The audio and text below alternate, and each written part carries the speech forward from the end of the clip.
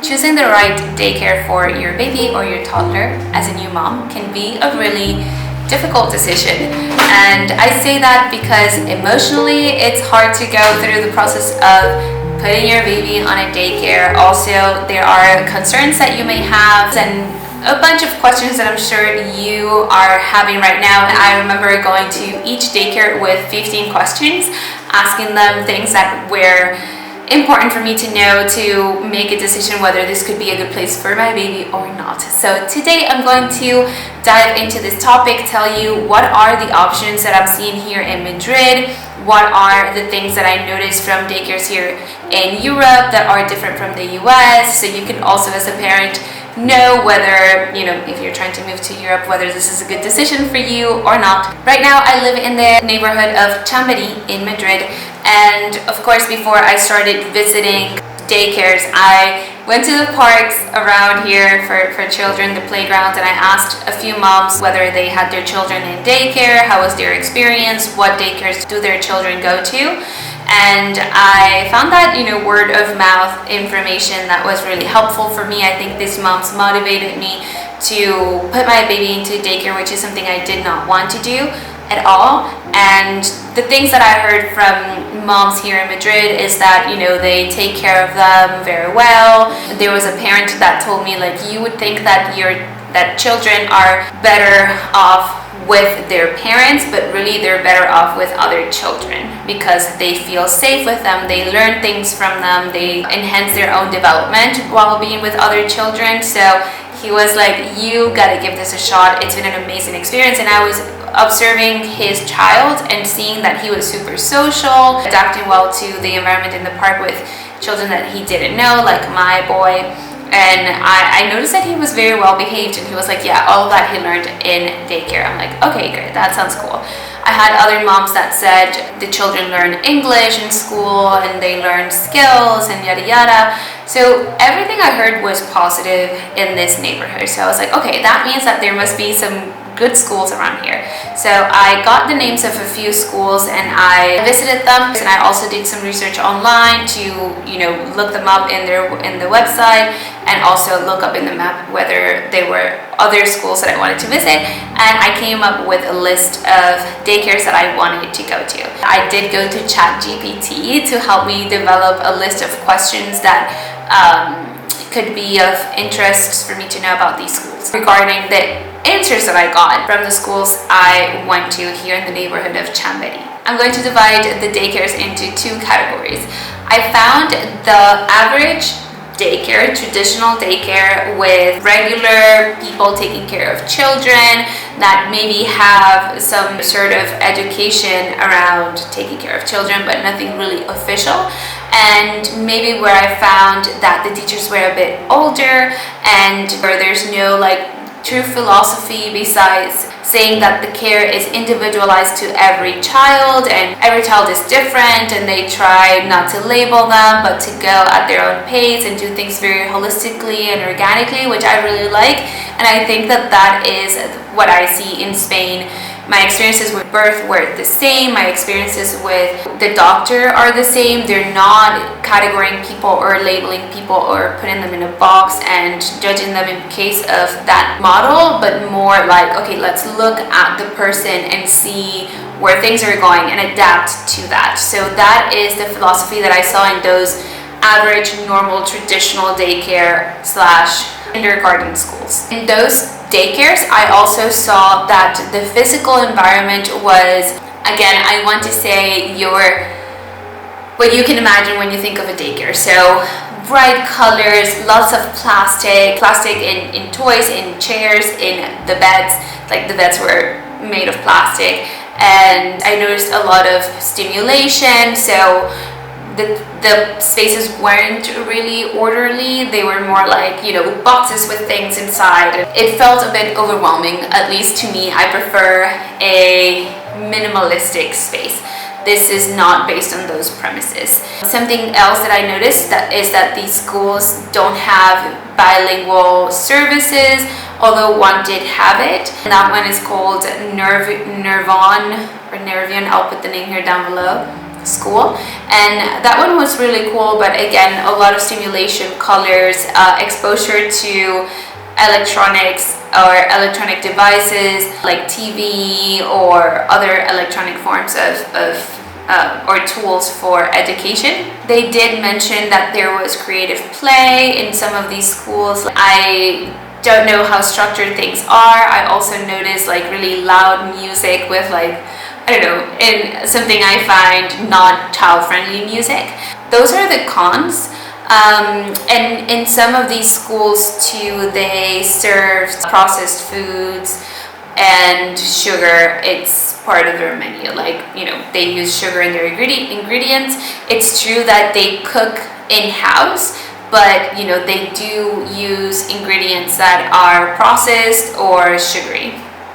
Not in every meal, but in some meals. Not as much as in America, but it is present, okay?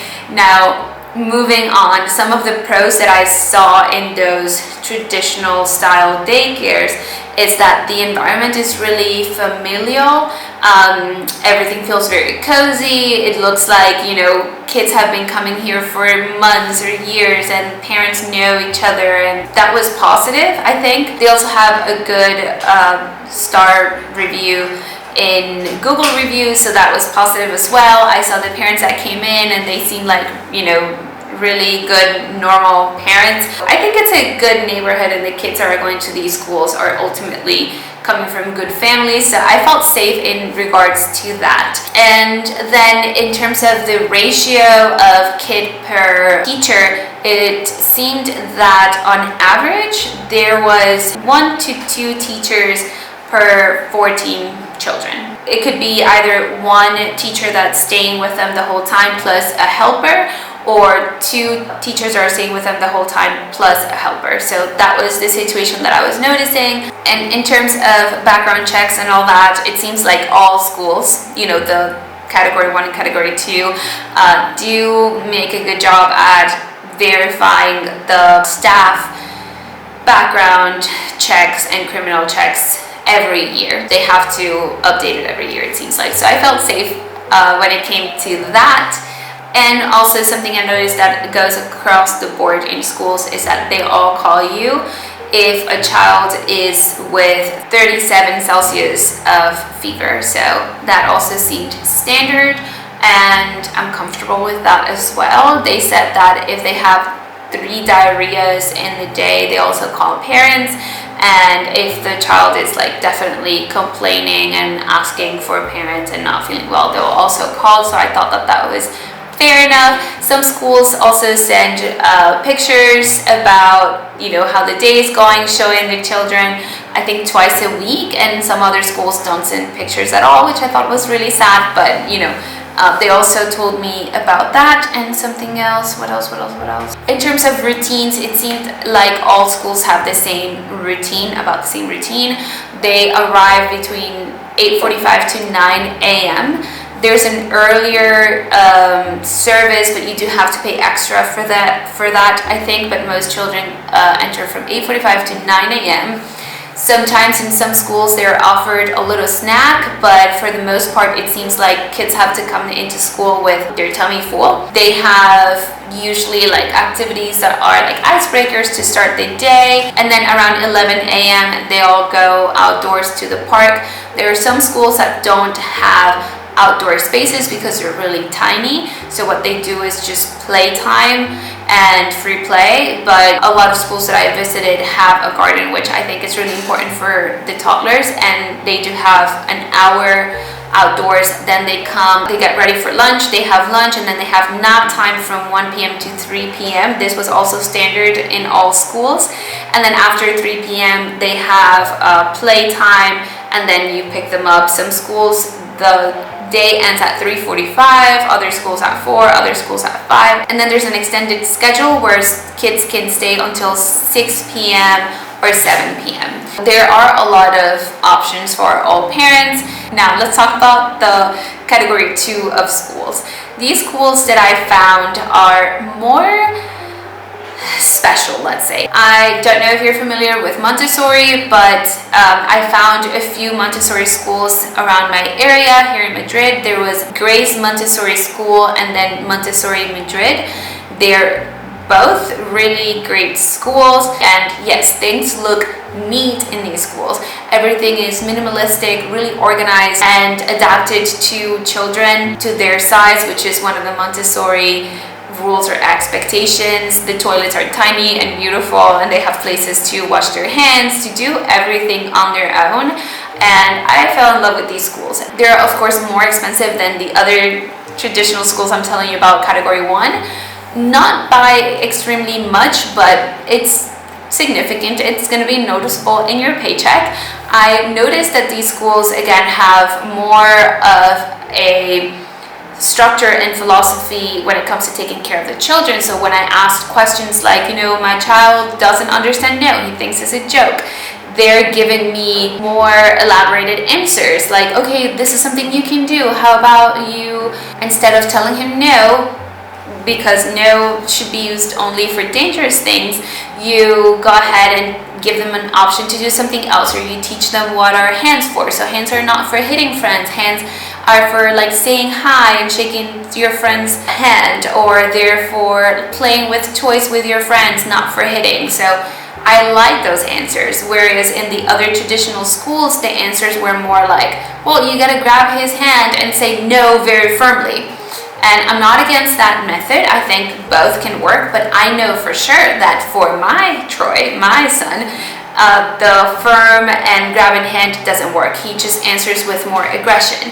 So it's not a good method for him. I have tried giving him an alternative for behavior, for activity. I've tried redirecting what he's doing, and he seems to be more receptive to that type of discipline. So this is something that ultimately I want to tell you about. What matters the most is what your child responds to when it comes to finding a daycare, right? So you have to look not only at, is my kid going to be eating good food? Is he going to be in a safe place? Is he close to home? And is this something I can pay?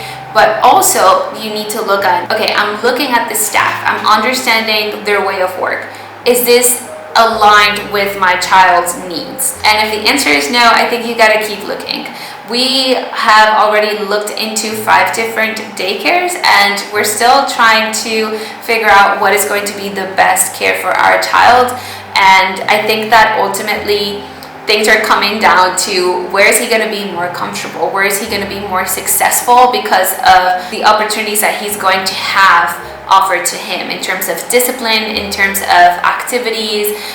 For example, there was a school that seemed really cute and was really affordable, and the teachers were really nice, but the space for him to play during 8 hours is the size of his room. So I mean, for that I'll just leave him home, just trying to find a space for him to move and to play and to have fun and to learn things. But if he's going to be confined to a small space, he already has that at home, so he may as well just stay in his room the whole day, right? So I don't think that that's going to be an environment that's going to satisfy a need for him. It's going to probably stress him out, and that's not what I'm looking for. And in terms of pricing, I keep talking about affordable or not affordable, but that is relative depending on your situation. So yeah, daycare for children that are less than a year old is $505 a month from 9 a.m. to 5 p.m.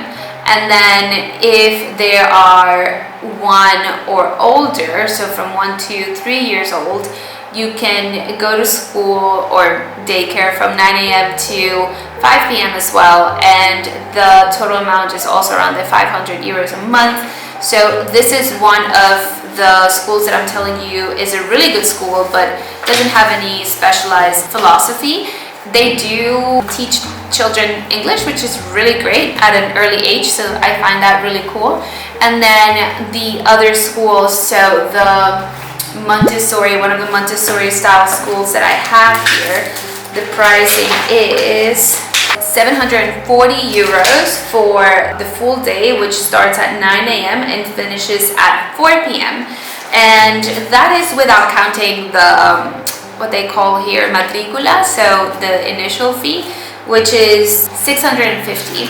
And by the way, all of these monthly payments, you pay for 11 months out of the year, even though July it's like half month of school, but teachers are still working and preparing for school year and whatnot, so you still pay even though they are not going to school for half of the month. And for some schools you have a really expensive matricula, for other ones it's like 100 euros or 200 euros. This is what I'm saying, like the Montessori is a bit more expensive by like 200 euros a month, but then also their matricula or their initial fee is way more expensive than the one that I'm telling you is a traditional daycare without any specialized education. In conclusion, I want to tell you that before choosing the perfect daycare for your child, if I were you, I would talk to other parents that have their children in daycare or that put their children in daycare at one point, and especially talk to parents that are in your neighborhood, so you know whether the schools around you are good or if you have to go a little bit farther to take your child to daycare.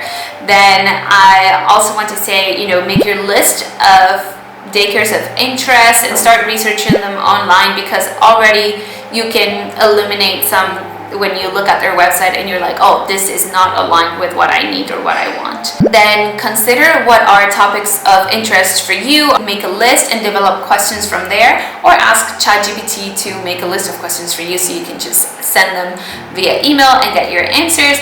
And then also trust your instincts. There are schools that may have seemed interesting before I went there, and then once I was there I was like, okay, there's no way my child is coming here. There were other schools where I found myself so comfortable being there I didn't even want to leave myself, so I think that says something. So follow your instinct and go to several ones. Don't go just for the first one that you think is going to work for you, because there are options. And I think that as a new mom you also want to find what's best for your child and what's best for you. If you feel comfortable and safe and happy with the decision that you're making, your child is going to be also comfortable, happy, and safe.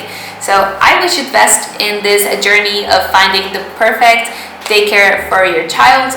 This information may also be applicable for kindergarten, so hopefully this helped, and I'll see you soon in another video.